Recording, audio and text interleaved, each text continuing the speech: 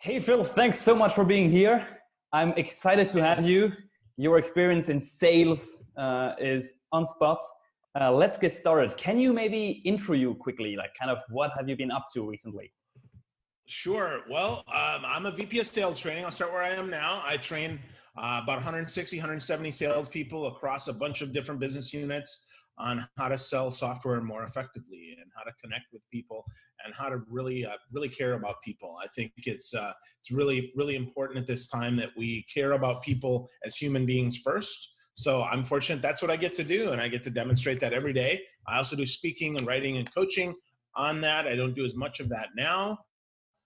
And then I also have a podcast called Conversations with Phil that I do, and it comes out every Thursday morning at about 7 a.m. Eastern time.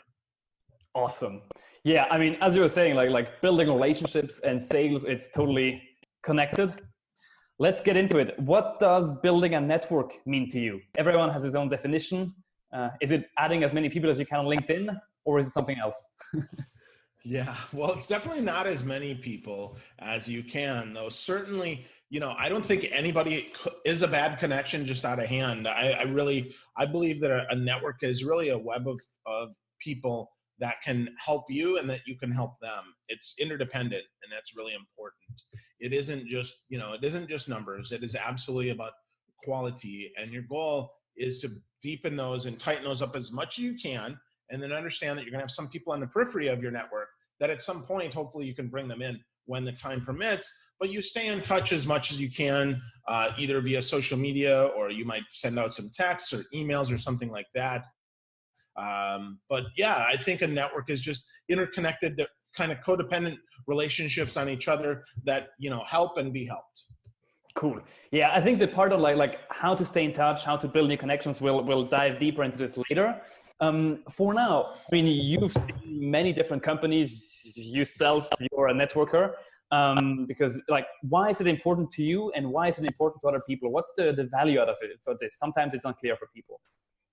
Yeah, well, the value is you're never far from finding the answer to any question, whether that's you need a job, you're trying to sell something, you just have a question, or you want to meet somebody new or whatever. You're usually only 1 or 2 degrees away from anybody else. And by degrees, I mean people, right? So Nathan, you and I, this is our first interaction. We didn't know each other, but if we take the time and we talk more than just during this interview about who you know and who I know, we're going to find that there's some overlap there. We're going to find something in common that we can then build from, so that we can then build something bigger. Because if we don't network, right, we end up, as I look around here where I am today, it's very empty. It's just me.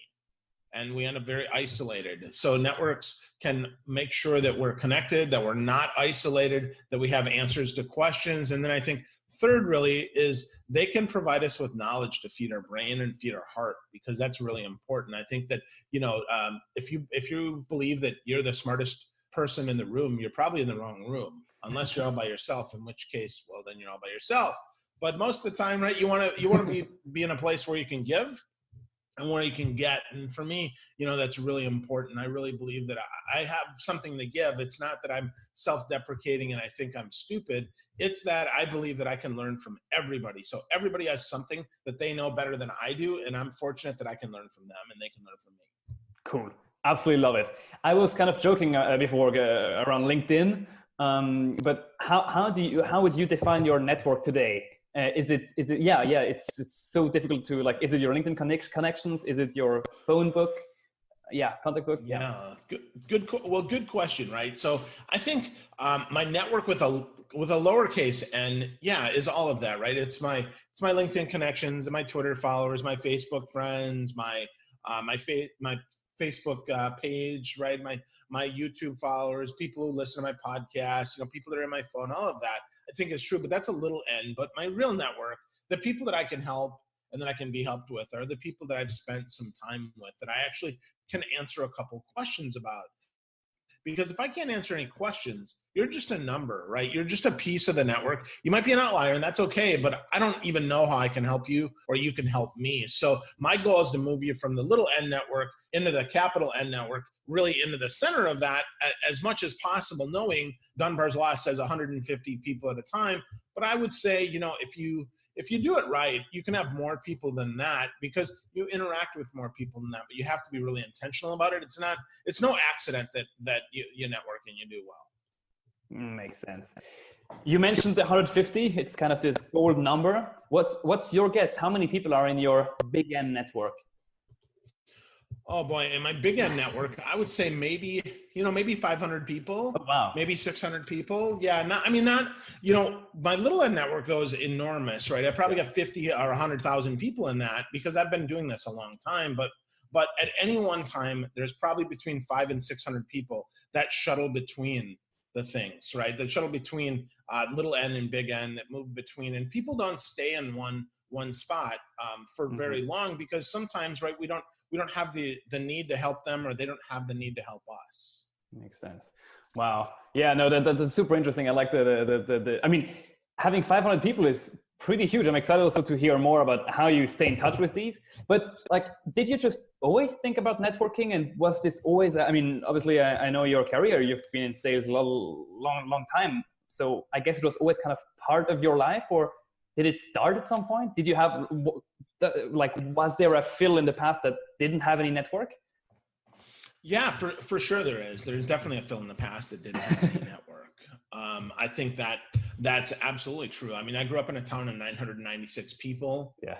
There was no network there, right? I mean, we knew a guy or a gal that did something, but that was it. There was only one answer. It was really kind of, from a math equation, right? It was N equals 1. As opposed to now, right, N equals 100 or 1,000 or 1,000,000 people. And that's different because the internet hasn't always been around. So I think the internet really is what kind of jump-started the growth of my network. But what really started it in my brain was that my grandmother was really big on the family network, the network of the family, because, we had a big family. My grandmother had lots of children. She had 8 in my mom's lineage there. She had a lot of brothers and sisters, so I had a lot of cousins. And my grandma remembered everybody. I remember she died some 10 or 15 years ago. I don't remember the exact date because she's still very much a part of me. So I don't think of her as gone, more as transition. But grandma knew everything about everybody. I had a college professor that I came to find out was a teacher. Was a cousin of mine. I didn't have any idea of that. He was a professor, but my grandma sat down with him one day in 1978 and went through and was able to outline the network. And then some 20 years later, when I'm in college, he said, "Hey, I haven't talked to your grandmother in 20 years. Do you think she could fill in some of the gaps of some of the new births and the deaths and the divorces and the marriages and things like that?" And from memory, my grandma could draw out our family network.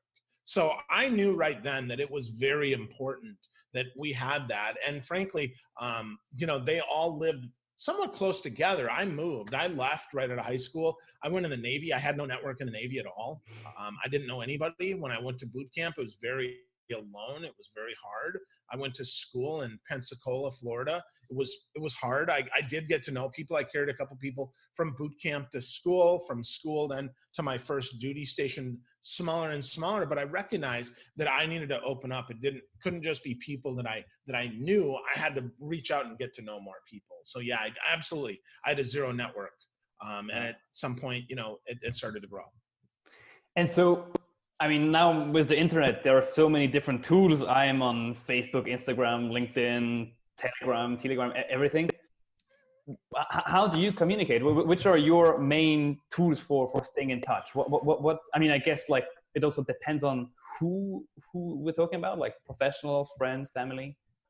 Yeah, well, I'm a big phone call guy still. Okay, I like phone calls a lot. I like to pick up the phone and call people. I love video. I think video is a great way to connect with people, either FaceTime individually on my phone, right? I'm an iPhone guy. So I FaceTime with my fiance this morning before we started here to talk to her because she's a little bit away. And I try to do that. I text message a lot. I'm big on private message.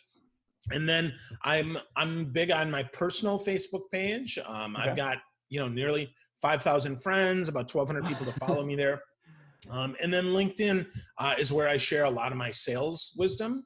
on there, and my sales experience and and all of that. So yeah, I use those, but certainly I'm on Instagram. I'm on Twitter. Twitter used to be a much stronger network. It's much more difficult now because there's so much noise and people just broadcasting. There isn't as many people that are engaging, and myself included.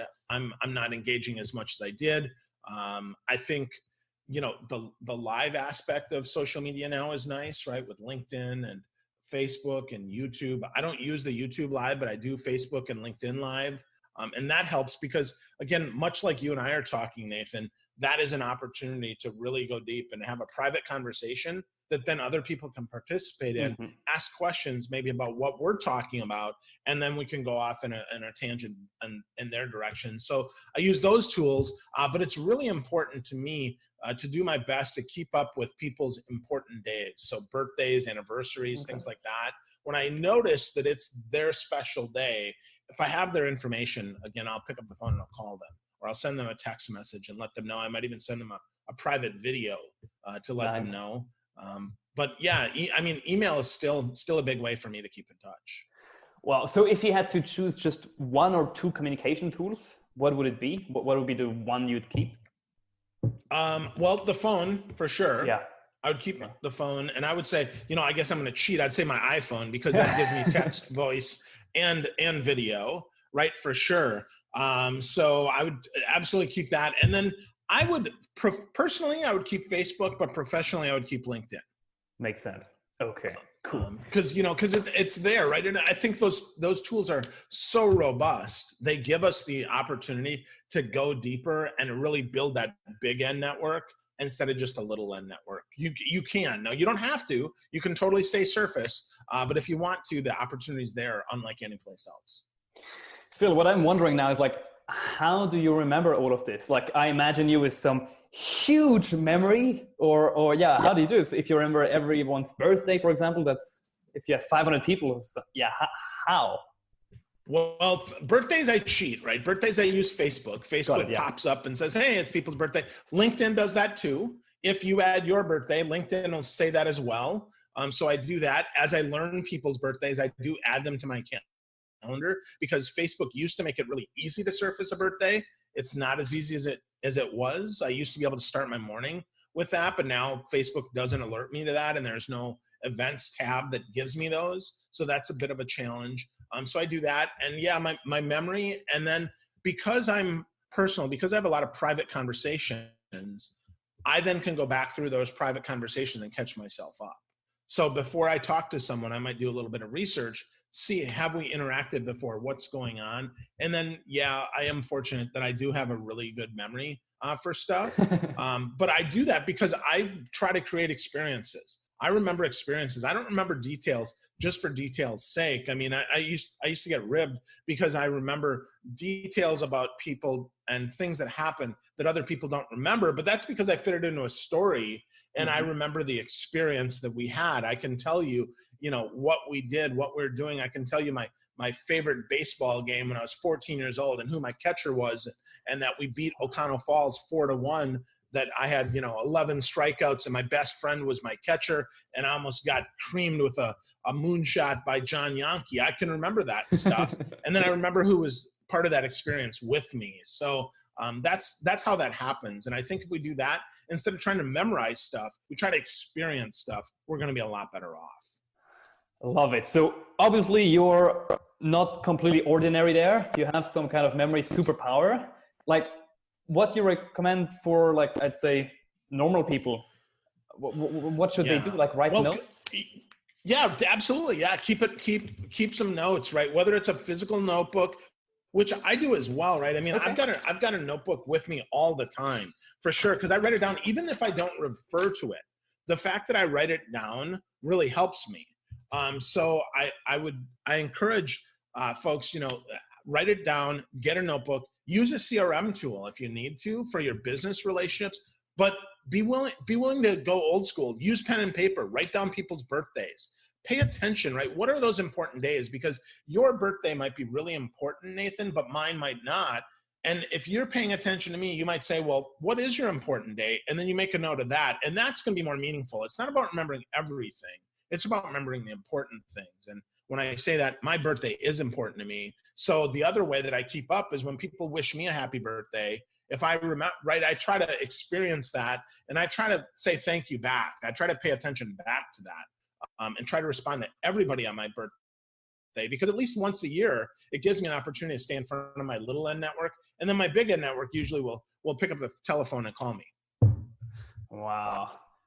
Incredible. So let's go kind of deeper. So before you have a call with someone that you know for some time, but you kind of forgot, what would be your routine? How would you approach it? Because obviously maybe you chatted on LinkedIn, maybe it was Facebook, maybe it was email. Like it must. Yeah. So all those ways, right? So if I'm going to have a call with someone, right, I'm going to see, where are we connected? Are we connected on LinkedIn? Is there a conversation history there? Or sometimes, right, it's not about a memory, right? So I might see that you posted that you just got a new job, or you just had a baby, or whatever. Congratulations, right? I make a note of that, and I do that, right? So I check those networks, LinkedIn, Facebook, where are the conversations happening?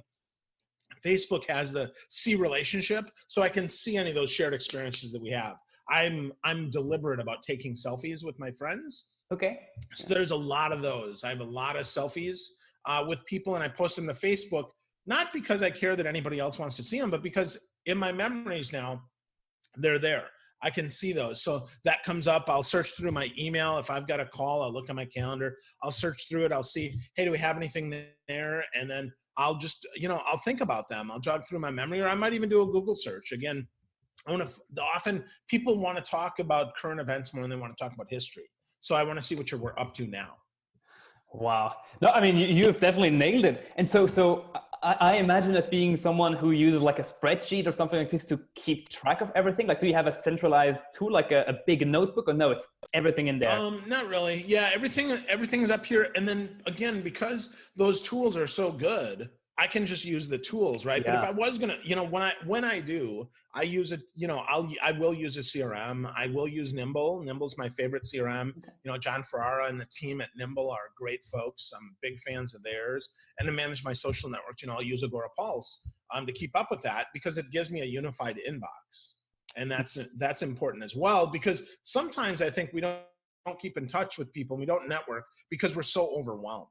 Right? There's so much to do. So if we could centralize that down, find one spot, that's great. But I go straight to the platform a lot of times, but I leave the notifications build up in Agorapulse, because then I can go back and see it, and it jogs my memory once again, because repetition is a great way to network for me. Yeah, and you seem to be pretty intense also. Like, people, I think, remember you pretty well. I mean, if you take selfies, so that it also like creates a connection, and actually people then see the picture, and it's a second way to kind of remember. So that's really powerful. Yeah. Do you have other like things you do a lot to just like strengthen connections, relationships? Well, birthdays and special days are big, right? That's one of the big ones. But do you usually ask? Like, do you ask? Yeah, like, what's I'll find out. Yep, I'll find out, or I'll look, right? If I friend you up on Facebook, right, and you have your birthday displayed, right, I'm going to try to celebrate your birthday with you, or I'm going to pay attention, right? Again, a lot of people, even if they don't publish their birthday, they publish their birthday, meaning even if they don't put it down, they do share, hey, it's my birthday today, and this is what I did, or hey, this was an important day to me. I got engaged or married or whatever. And celebrating those important days with them is a great way to keep in touch with people. Mm-hmm. And then frankly, I mean, I do dedicate time every single day to go through my feed and comment on the people that post, which means, frankly, if people aren't posting, I'm probably not connected to them. If they're not shares, I'm probably not as connected to them, simply because there's no way to keep up with 50 or 100,000 people. You have to shrink that in. And so like, how much time do you spend? So I'm really impressed. So you don't consider like staying in touch as kind of a side thing that doesn't really matter, that you do between 9 and 10 p.m. in the evening? No, it's really something that, I mean, you start your day. Well, I start the day with it, right? I share something and I comment back, and then, I fill in my empty spots with a little bit of connection. Mm-hmm. So 5 minutes here and 5 minutes there, when a meeting ends early, when a training ends early, when I have the time, right? If I'm standing in line or I'm doing something that I can be passive in, I'll fill in that time. So it's probably, I don't know, it's probably about an hour of scheduled time a day, and then probably 5 or 10 minutes here and there throughout the day. Makes sense. And do you, like, obviously, like, I mean, commenting on posts, that's kind of reactive to stuff. Do you also proactively reach out? So literally like looking through your LinkedIn connections or contacts and just sending out emails, or do you have like a strategy to reach out like this? Yeah, sometimes, right? So if I have something that I know can help people, absolutely, I'll do some individual reach out to make that happen, right? If I feel that I have something that is beneficial, absolutely, I'm going to reach out. But can you give an example, maybe? What? Sure. So if I've got a training course that I think is valuable to people, I might reach out. If I've got an article that's valuable to people, I might reach out. If I have a question, I might reach out. But it's intentional. It's not accidental. I mean, there's always a purpose for it. And I have to believe that either I have value or they can give me value. Mm-hmm. So that's really important. And sometimes, frankly, that value is connecting other people together so that then when I ask a question, I like to, I build up my networking bank account pretty big. I'm pretty fortunate. I don't make a ton of withdrawals. So I build it up, but sometimes, right, the withdrawal is I'm connecting two people. Right, I might be connecting two people that can help each other and finding mutually beneficial wins, which some people might say, well, that's depleting your network, but it's really not. It's really strengthening that, because typically when you introduce two people, the first thing they talk about is you. Mm-hmm. So that helps strengthen it, right? Because if I connect two people and they say, well, how do you know Phil? And then they say, well, how do you know Phil? Now the network gets stronger. And I can tell you that absolutely works. I've got two of my friends that I introduced a year and a half ago that now are working together that are just the best of working friends and the best of, actual friends. And they didn't even know each other a couple of years ago. I mean, they realize they don't live that far apart. They recognize that they have a lot of shared experiences, a lot of overlap, a lot of things that they can benefit each other with. That's pretty amazing, right? And that's helpful. And I can tell you, though I don't bring it up, they absolutely bring up, oh yeah, well, thank you for introducing me to that person. That's really made a big difference in my life, which keeps me top of mind with them. Mm-hmm. And definitely connecting people is huge and adds a lot of value to everyone. Now, you are mentioning kind of like situations where you have to reach out to like multiple people about the same thing, like an announcement or something like this. What's your approach? Do you literally like mass email, or do you send personalized emails? Kind of, yeah. I send personalized emails or personalized outreach via social networks, right? But I do absolutely post it, but I also will make it private, right? I'll take it private, because most people, they have way too much going on to spend much time doing anything, proactively, right? To really go out and look at other people's feeds. So for me, that's an opportunity then to be proactive with them and say, hey, by the way, here's something like, I wrote an article this week about how to sell in these challenging times because folks are stressed out. And anybody that asked me about that question, I answered the question, and then I privately sent them the link so that they could see it, right? So I might answer that with a video or an article or something else, and then I might follow that up with a private message to people. Okay. So you definitely would never do anything like kind of mass, like sending something that is I wouldn't say never, but seldom, right? Because seldom does everybody have the same need. And seldom do you get the impact if you're trying to blast it out. That's not to say you don't set up a new email newsletter for marketing, but that's not networking, right? I'm not trying to market my services. Yeah. I'm trying to connect, right? And connection is best done one-to-one or one to a few. Mm-hmm. Now, one of the best ways, again, if we have shared experiences, is maybe we're in a Facebook group together, Nathan. Even if we're not Facebook friends, even if we're not connected on LinkedIn, perhaps we have that shared experience in a Facebook group.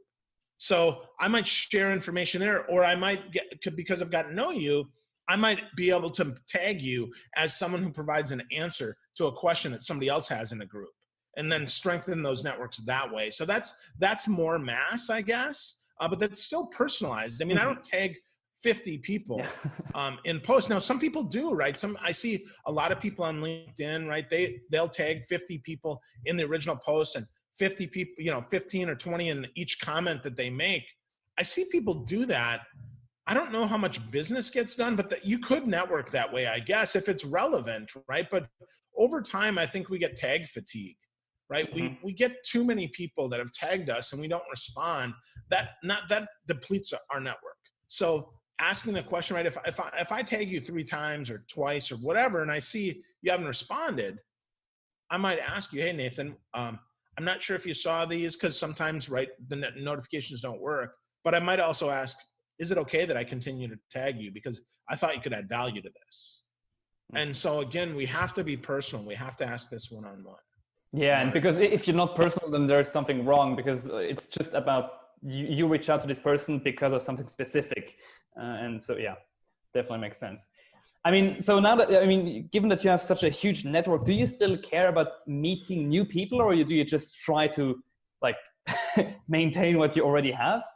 Or, and yes, how do you, like, what are your strategies to meet cool new people?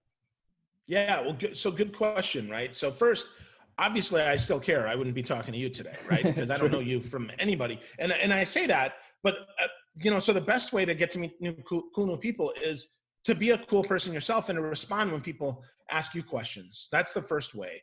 That's really important, right? You have to do that because, frankly, because my network's so big, I don't always make the opportunity happen. But when I do, it's often, again, through shared people. So there might be someone that somebody wants to introduce me to. That's one way that I would grow my network. Another way that I might do that is but again, they have to be active. They have to, if you don't tag them, I have to read their stuff. I want to see that you interacted with them, right? If you and I are friends, I want to see friends of your friends. I'm not looking to go completely new as much as I once was for networking, not for business, for networking, right? Because for networking, I want to get really connected as fast as I can. I'm not trying to stay shallow forever. I'm not looking for a shallow network. I want a deep, strong, powerful network that can actually help people. So with that, it's really important that I do continue to grow that. But again, that's through shared connections, shared experiences, other people tagging me in, hey, Phil, you need to know this person. That's how I do that. Or if they posted something, I often will network with people who have demonstrated value in the world, because I want to get more value, right, for me and for my network to, kind of to feed the people that I want to feed. But absolutely, though, I spend most of my time with the people that I already know with my big end network, because frankly, those people, they've kind of earned the right to be in my inner circle. Now, sometimes they drift out. And if that's the case, that's okay.